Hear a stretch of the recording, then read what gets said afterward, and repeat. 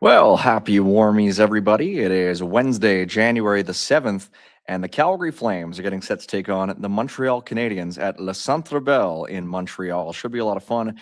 Mike Gould here with you live from the Sports Interaction studio. And it should be, yeah, like I said, a lot of fun on this Wednesday evening. The Flames kicking off a long road swing, and they're at a critical juncture in their season, having lost back-to-back games, one in sort of a heartbreaking fashion, one in a very unconvincing fashion.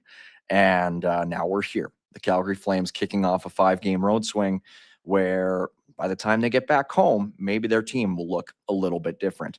We'll have a look at the lines, courtesy of our friends over at Sports Interaction. We'll kick things off here by noting that the Montreal Canadiens are heavily favored in this game at minus 150. The Flames at plus 125. The over-under sit at 6. The spread at plus 1.5. Yeah, the Flames are not exactly expected to win this game by the powers that be over at Sports Interaction. We won't begrudge them for it, though. They're good folks. It's really a spot where every game is your game. Get in on the action with Parlay Boost, live betting, and easy deposits and payouts. Bet now at sportsinteraction.com/FlamesNation, but only if you're 19 plus. Please play responsibly. And tonight's going to be an interesting game. It sort of represents, in a way, the start of the second half of the season. All the talk right now is about Rasmus Andersson, whether the Flames will move Rasmus Andersson, if they will do it by the time they get back home. I was chatting with another Calgary media member between sort of periods in the last game against the Seattle Kraken. And we were sort of mentioning, would that be Rasmus Andersson's last home game as a member of the Calgary Flames? That remains to be seen. He's, of course, in the last year of his deal. We've talked all sorts of times about it this year, about when they'll do it, how they'll do it, where they'll send him. The one thing that's very interesting to me, and it's not really about this game, but about the road trip that they're going out on now, the Flames have not made a major deal on the road in a long time. They have always been a team that has liked to make deals at home. I think most teams do, but the Flames are and have historically been very comfortable bringing new guys into the fold, having them play their first games with the Flames or back with the Flames at home. When I was growing up, I remember Craig Conroy and Mike Camilleri both coming back to the Flames, playing their first games back at home. But even more recently, we go back to the 23-24 season where the Flames sold off a whole bunch of players, and they traded Nikita Zadorov while they were at home. They traded Elias Lindholm heading into the All-Star break, but everybody was kind of at home. Chris Tanev traded during a homestand. Noah Hanifin traded during a homestand. They don't like to make moves on road swings. Now, maybe that's just circumstantial. I don't know. But it does go back a little while, to the point where you go back over the last number of years, the last time they made a deal of really any significance while they were on the road was when they acquired Eric Gustafsson at the 2020 trade deadline. You have to go back all that way. A big one was the Tyler Toffoli deal, where they acquired Tyler Toffoli from the Montreal Canadiens, these same Canadiens, and they made that deal in the midst of a long, long home swing, or home stand rather, during February. I think it was, no, it was trying to remember. I think it was actually, no, it was February of 2022 when they made the Toffoli deal with the Montreal Canadiens. So none of that is to say that they won't trade Rasmus Andersson now that they're going on this road swing, but historically they have favored making these moves at home where they have everybody and they have an opportunity to get settled. So now I do think there are circumstances in place right now that might change the equation a little bit. As Brosevsky69 in the chat says, they have Zane Parekh back in the lineup, not back in the lineup yet, but back on their roster. Obviously, he looked like he got a little banged up in the semifinals at the World Juniors. They're playing it slow. He's not going to be in the lineup tonight for the Calgary Flames. But you also do have that element of, now here we are, and the Calgary Flames have both Hunter Brzustevich and Zane Parekh on their roster. Where do they go from here? Do the Flames look at trying to make that Andersson move sooner rather than later so they have room for both those guys to complete the season? It's tough. I think I don't envy them trying to juggle all these pieces. My buddy Matt Larkin over at Daily Faceoff had his trade board published today and included 4 members of the Calgary Flames. Rasmus Andersson is player number 1 on that list. And look for an article at Daily Faceoff again tomorrow, this time from yours truly, talking about some of the places where Rasmus might be most likely to go as we head into the real March now until the Olympic break. So Nazem Kadri, Blake Coleman, and Ryan Lomberg also on Matt Larkin's list over at dailyfaceoff.com. We'll talk about some of the main stories surrounding tonight's game. I think the biggest one is William Stromgren, the 2021 second-round pick of the Calgary Flames, making his NHL debut tonight against the Montreal Canadiens. Stromgren will line up on the 4th unit with Connor Zary and Ryan Lomberg. Not sure if that's reflected in daily faceoff lines. You know what? It is. They're right on the ball. So Stromgren will be in for the Calgary Flames. The other 3 lines mostly remaining the same. Adam Klapka being on that line with Jonathan Huberdeau and Morgan Frost. That means Justin Kirkland comes out of the Flames lineup for tonight's game against the Montreal Canadiens. Flames got to get Morgan Frost and Jonathan Huberdeau going. They've been ice cold of late, but for the most part, the forward group has done a good job of sort of reaching heights that are greater than the sum of their parts. So we'll see if that can continue tonight against the Canadiens, the last 2 losses notwithstanding. Stromgren's had an excellent year in the American League. Shrimp on the Barbie, absolutely right, saying he did a super chat and said Stromgren was coming. He is now here. 29 points in 33 games with the AHL's Calgary Wranglers. That might not be a bad-looking 4th line with him, Connor Zary, and Ryan Lomberg. On the defensive side of things, we'll have a look. Hunter Brzustevich comes back in favor of Braden Bahal on the 3rd pairing with Joel Hanley. And then the other 2 pairings remain the same. Kevin Ball, Rasmus Andersson, Jan Kuznetsov, and Mackenzie Weegar. Holy smokes. I mean, you look at Kevin Ball in that top pairing, and it really does ring apparent that that's the sort of player the Flames needed to get after losing Nikita Zadorov and Chris Tanev in the 23-24 season, but also just how well they did in acquiring that player from the New Jersey Devils when they did and for whom they sent to New Jersey. Jacob Markstrom let in 9 goals last night against the New York Islanders. The Devils outshot the Islanders almost by a factor of 2-1, but they were the team that lost 9-0, and Jacob Markstrom was in net for all 9 of those goals. I mean, I remember when that deal was made, there were very prominent media members giving the Flames a D+, a D, a D-, an F for that deal. Never made sense. Never made sense. There's a piece again by myself over at Flames Nation saying, hold the fort. Jacob Markstrom was traded for way more than most age 30+ goaltenders go for. And that rings true. And we haven't even mentioned the 1st-round pick the Flames got, which turned into Cole Reshny at the 2025 NHL draft. Reshny, Ball for Markstrom. That looks pretty good to me. And another instance in how these sell deals often really shape up in favor of certain teams years or more after the fact. And it will be very interesting to see what the Flames do with the Noah Hannafin pick they received, which is the 1st-round pick in 2026.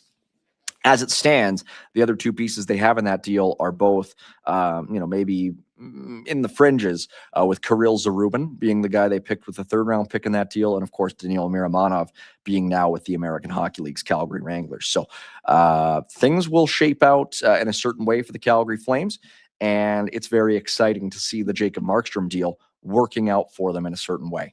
So those daily faceoff lines that we just showed you, throw them in the trash because we got some new ones, courtesy of Brendan Parker with Flames TV. Ryan Pike in the chat just now putting them in. This is interesting stuff. New forward lines all abound. Jonathan Huberdeau with Nazem Kadri and Adam Klapka. Blake Coleman with Michael Backlund and Matt Coronado. Then, this is an interesting line. 3 guys who need to pick it up. Joel Farabee, Connor Zary, and Igor Sharangovich. And the 4th line, Morgan Frost on 4th line center. That is, in my opinion, overdue. Morgan Frost has gone ice cold of late, playing with Ryan Lomberg and William Stromgren. The defense pairings, as we would expect, but wow, Morgan Frost demoted to 4th line duty. That's something. That is really something. So, I don't think that's undeserved. And Magic 1989, where is Coleman? On line 2 with Matty Coronado and Michael Backlund. So thanks, Pike, and thanks, Brendan Parker, for giving us those updates. We'll have a look at the Montreal Canadiens lineup again, courtesy of our friends over at Daily Faceoff.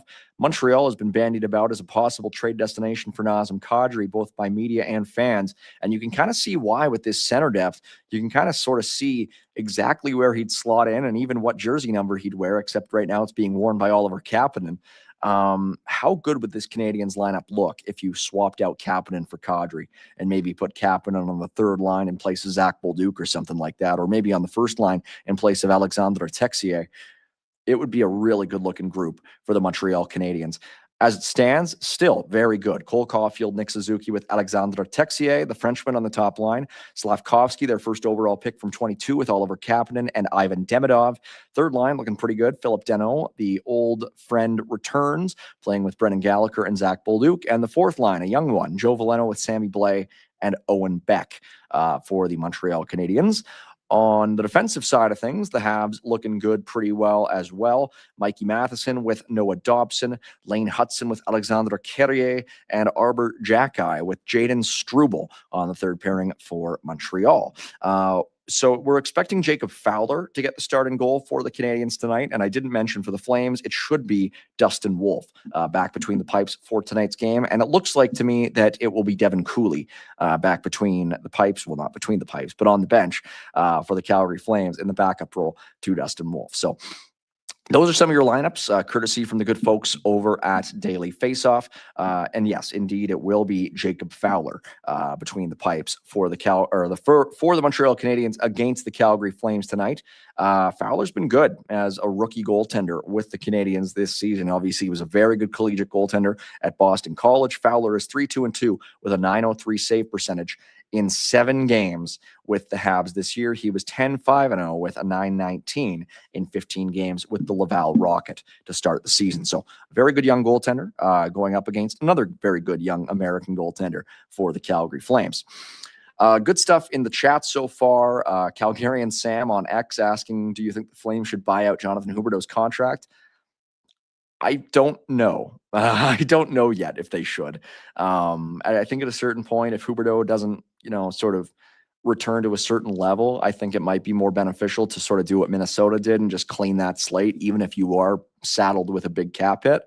Huberdeau has been awful this year. Just straight up. It has not been good. A lot of guys on the team haven't been good. I have said on the show that it's kind of like a meat grinder. Everybody's just sort of putting their fingers in, and it doesn't really matter whose is whose. But it's been really bad for Jonathan Huberdeau, and the Flames need more or they need less. And so we shall see exactly what happens with Jonathan Huberdeau. I don't think it's necessarily an urgent thing, but I could see it happening eventually. Mr. Public Pain, different Public Pain, I think, asking why I'm saying Texier's name like that. What, Alexandre Texier? Yeah, roll my R's. I couldn't roll my R's the other day on the show when I was trying to say mercredi. Ugh, mercredi. There we go. Double rolled R gets in my way, as Jux JC was mentioning earlier on in the show. Shrimp on the Barbie mentioning Australian $2 to mention. Happy for Klapka first line, deserved Olympic call. We were chatting with Ryan Pike on the show the other night. He said he thought Klapka would be a lock for the Olympic team, and I was kind of right there with him. I was shocked to see Adam Klapka not make the Olympic team. I think it's a bad call. There are numerous players on that Czech Olympic team who are not in the NHL, who have not been in the NHL for years. And Klapka is a very good player. Like, he scored a nice goal in the last game. He's not on that team for guys like Lucas Sedlak, who Lucas Sedlak scored 8 points in 27 games with the Flyers 4 years ago. And he's in the Olympics, and Adam Klapka's not. And Lucas Sedlak is sort of as average sized a player as you can get. Adam Klapka is 6'8", and he stands out in a big way. So I was shocked. I agree with you. I agree with, I'm sure, a lot of folks in the chat that Adam Klapka is not at the Olympics. Quest 6482 saying, you cannot buy out Hubie's contract. I can't explain here, but his contract is bonus heavy, not salary based. The contract is structured in such a way that it is buyout proof. You actually can buy out his contract. It's just most teams would not. But there are certain situations, and I sort of mentioned Minnesota as a team that has been in that situation where, the fact that it is structured in such a way actually makes it both a blessing and a curse. Because if Huberdeau's deal was based on salary, the Flames would be dealing with let's say they bought him out when he had 3 years left on his deal. Right now he has 5. Let's say they bought him out in a couple of years. They would have 3 big cap hits. They would have 3 big years of cap hit, followed by basically nothing. The contract would be off the books in the same amount of time. The only benefit is that they cleared the player out of their lineup. They gave him a fresh start, and they get him out of the lineup. They free up a space for somebody else. And that's sort of what Minnesota did. They bought out Zach Parise, and they didn't really benefit cap-wise from it at all. It was buyout proof, much the same way Jonathan Huberdeau's deal is. They bought out Parise and Suter, but the reason they did it was they didn't need Zach Parise anymore. They had Kirill Kaprizov. And now we're at the point where, had they bought him, had his contract been structured differently, the Wild would still have Zach Parise a certain cap hit, maybe $3 or $4 million on the books. Now, because it was structured in the way that it was, they were able to get it all out of their system in 3 years, and he's off their books pretty much entirely. They're paying him like $200,000 a year. Doesn't really matter. So that's where buying out Huberdeau does make a certain amount of sense, because you can buy out any contract. Just because a contract's called buyout proof doesn't mean that it's impossible to buy out. And the real benefit for Calgary with the players they have in their system would be to just clear up that space in their roster. Now, I don't know. And also with Minnesota, there were discussions about it being a culture thing too. They wanted to sort of reset their culture, turn the page, right? I don't know if it's necessarily something that Calgary needs to do, but by the same token, if we get into a couple of years from now and they have Matt Gridden pushing for a spot, and Cole Reshney pushing for a spot, and Cullen Potter pushing for a spot, and Andrew Bosch pushing for a spot, then I can maybe see the need to clear out a space. The other aspect, though, that I wonder about is retaining salary. If you look at, taking half of Huberdeau's deal and trying to offload him as a $5 million player, maybe that's something that can be done in a couple of years. So I don't know. There's no easy answer for Jonathan Huberdeau right now. He hasn't been good. Morgan Frost hasn't been good. Joel Farabee hasn't been good. Don't think Igor's been particularly good. Don't think Coronado's been all that good. Matt Coronado had 1 shot on goal. The Flames had 42 shots on goal against the Kraken the other night, and Coronado had 1. And that's his only shot on goal in the last 5 games. Like, it's hard out there right now for the Calgary Flames. They're having a real tough time, and I think their record actually flatters them a bit. So I don't know. I really don't know. They need something to spark them, to juice things up, to make it a little bit better. I don't know. Yeah, Jux JC, you're not wrong. Sharangovich wasn't very good last game. He was struggling with the puck. The puck was a grenade for him. By the same token, he had 5 shots on goal. You look at the 3 guys who are at the top of the table for the Flames in shots and in expected goals last game, and it really is an indictment on this team's top 9. It went Lomberg, Igor, and Klapka. Those were their top 3 guys in terms of expected goals. I'm not talking about on-ice expected goals percentages. I'm talking about individual chances generated by one player. And those 3 were at the top. Nowhere to be seen was Huberdeau. Nowhere to be seen was Frost. Nowhere to be seen was Coronado. Nowhere to be seen was even Nazem Kadri, who's gone quite cold of late. So it's ugly for a lot of folks right now. Hopefully William Stromgren is able to sort of break out of that mold. And hopefully the Flames are able to be competitive tonight. But I think we're getting into a part of the season where the more exciting stuff will be happening off the ice. And I have my tracker. I have my tracker on my phone, my Days Since app. Let's pull that up. Let's see how long we're going on now since the Flames' last major player transaction. We were at 341 days, 18 hours, 40 minutes, and 41 seconds right there since the Flames last made a major player transaction. So it's due. It's time. While we're on the topic of underperformers and maybe bringing up younger players to replace some of them, I sent this to producer Michael before the show. I posted this last night. I like to do this 2 or 3 times a year, ranking the Flames under 23 players in their system. And figured after the World Juniors, the time was ripe. I hadn't done it since after the draft. And here is my top 10 list of the Flames' top 10 U23 players as of January 2026. There are some real risers, some guys who have impressed me. My top 3 is the exact same as it was back in June, where we had Parekh, Brustevich, and Reshney. Those were the top guys. And then it changed a little bit. I had guys like Etienne Morin and Jacob Battaglia in my top 5. Matt Gridden and Cullen Potter and Sam Honzek were were the next three guys who I put on my list. I think these guys have had incredible first halves to the season. Obviously, Honzek's season has been cut short a little bit, but he was fantastic when he played for the Calgary Flames to start the year. Matvei Gridin has had an excellent first half to his American Hockey League campaign after making the Flames out of camp. And Cullen Potter has just been probably the hottest player in college hockey over the last 4 or 5 weeks. So he deserves that spot in the top 5 that he now has, according to myself. Jacob Battaglia, I'm still a big believer in. I think he's been given a bit of a rough deal in Kingston this year. He has still been their leading scorer with the Frontenacs. He had an incredible year last year with the Frontenacs, scoring 40 goals and 90 points. And now he's been traded to the Flint Firebirds, where I think he'll really pick up the pace in the second half of the year. Ethan Wittenbach, unbelievably deserving of a spot in the top 10 at this point.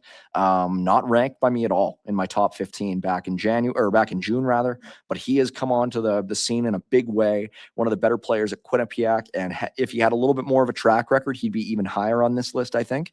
Hank Muse, tough with his knee injury, had a really good start to the year at Michigan, still deserves a spot in the top 10. And then William Stromgren, moving up from 13 to 10, and that's reflected in his recent call-up to the Calgary Flames. I also ranked 11 through 20 last night.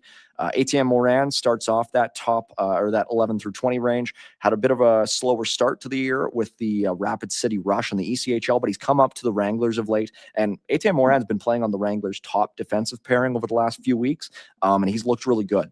So I still really believe in Etienne Morin. I think he is a guy who maybe flies under the radar a little bit, being more of a steady two-way defenseman, but I really like him.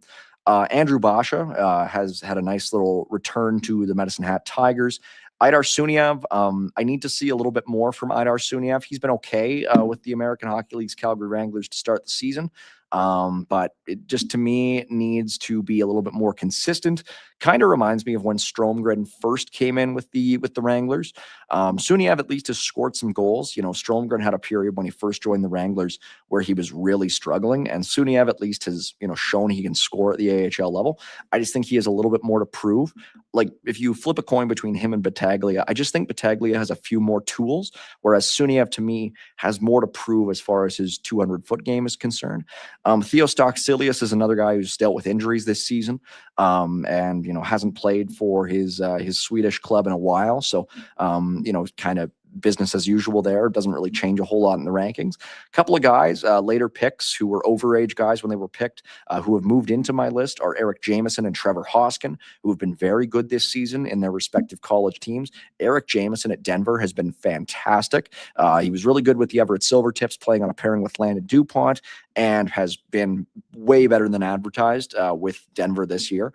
He was their last pick in the 2024 NHL draft, and I don't think he's the worst player they drafted in that year. I will say that for certain. He's really upped his stock. Zarubin's the goalie they got with the pick in the Noah Hannafin deal. He's had a good year over in Russia. And then a couple of other guys, Hunter Lang, Axel Herteg, and Maceo Phillips, rounding out my top 20. And just for Ryan Pike's sake, Lucas Siona would be the next guy up on the top 20. So there's a look at, you know, the stock report, I would say, for the Calgary Flames farm system, sort of comparing the first half of the season to where they were when they were just past the draft. So there's a look at it. And obviously, with any list, there's going to be room for disagreement, room for interpretations.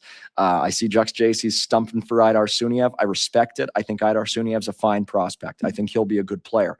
I just, you know, there's certain guys who I prefer as well. I think Battaglia is a guy who's maybe higher on my list than some other people's lists, but everybody seems to have their own opinions, and that's totally fine with me. We'll have a look again at some more of the betting lines over from the folks at Sports Interaction. I found this one kind of funny scrolling through their page, the anytime goal scorer list, the top 5 odds. All for top 5 odds, 4 of them belong to Canadiens players. Cole Caulfield, Nick Suzuki, Yuri Slavkovsky, and Ivan Demidov. Nazem Kadri, who might be a future Canadian, also in there at plus 190 for the anytime goal scorer list. So head on over to sportsinteraction.com. I don't know if William Stromgren would be on those lists or what sort of odds he would have, but hey, you know what? If you're a Canadiens fan, I'm sure you'd bet on that because it feels like every team always has guys scoring. When you're a fan of a team, it always seems like guys score their first NHL goals against you. It's not really statistically sound, but it feels like that's always the case. So, anyway, head on over to sportsinteraction.com/FlamesNation. Every game is your game. When you bet with Sports Interaction, get in on the action with parlay boosts, live betting, and easy deposits and payouts. 18 plus. Please play responsibly. I think that pretty much salts the finishes up sort of the slate of action for our show as we head into this a little odd 5:30 start. The Flames back in action again tomorrow to take on the Boston Bruins for the second half of a back-to-back. That'll be a fun one. I'll have the Warmies for you again tomorrow, and I'll be on the Afterburner post-game show as well. For tonight, it'll be our friends Cami Kepke and Ryan Pike on the Afterburner post-game show. So until then, thank you all for tuning in. Thank you to the Youth Centers of Calgary. Haven't shouted them out. Shrimp on the Bobby, sending them 2 Australian dollar dues earlier on in the show. And thank you again to the good folks over at Sports Interaction, everybody in the chat, and to my producer, Michael, out in Toronto. One more time, my name is Mike Gould. You've been watching this edition of the Warmies. Hey, buddies. Thanks for watching. We appreciate it. Also, if you could throw in a like and subscribe, it does help us out with what it is we are doing. And check out more at flamesnation.ca.